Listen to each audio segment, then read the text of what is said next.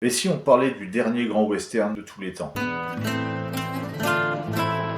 La Porte du Paradis de Michael Cimino. Le shérif Avril revient dans sa ville du Wyoming. Il découvre qu'un complot est organisé. This is no longer a poor man's country. L'association des éleveurs de bétail a lancé un contrat contre les migrants européens pour toute une liste de tueurs qui vont organiser un massacre aux alentours d'une petite ville du Wyoming. We have placed 125 names on a death list. Le shérif Avril, interprété par Kris Kristofferson, va tout mettre en œuvre pour éviter le carnage. The story of a man's love for a woman. Il y a toute une histoire d'amour. Isabelle Huppert incarne une prostituée, l'amante du shérif. That was all a nice game, Ella. And it's over. Mais elle est aussi l'amante d'un des tueurs interprété par Christopher Walken. C'est un film maudit, d'un budget de 80 millions de dollars, une œuvre flamboyante et romanesque, crépusculaire. For a people.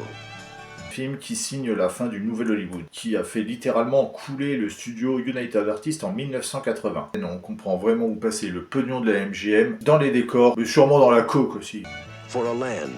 Contrairement au western traditionnel, c'est un film qui met en avant un côté noir des États-Unis. Beaucoup de migrants viennent s'installer aux États-Unis. These immigrants. Il y a vraiment des problématiques pour la nourriture. Cette chasse est organisée par des hommes du gouvernement. For a spirit that would never die.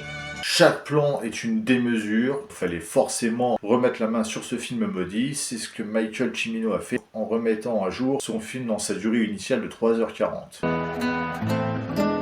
C'est tout un casting, Kris Kristofferson, Christopher Walken, Isabelle Huppert, Jeff Bridges. On est loin des cow-boys à la John Wayne. C'est un film d'une envergure démesurée.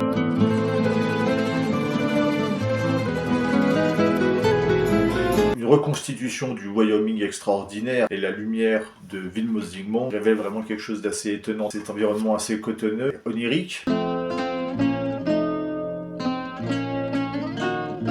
C'est un fait réel, mais reconstruit de manière fantasmée. C'est sûrement le film qui a dû être l'œuvre clé au développement du jeu Red Dead Redemption 2. Film d'une beauté incroyable.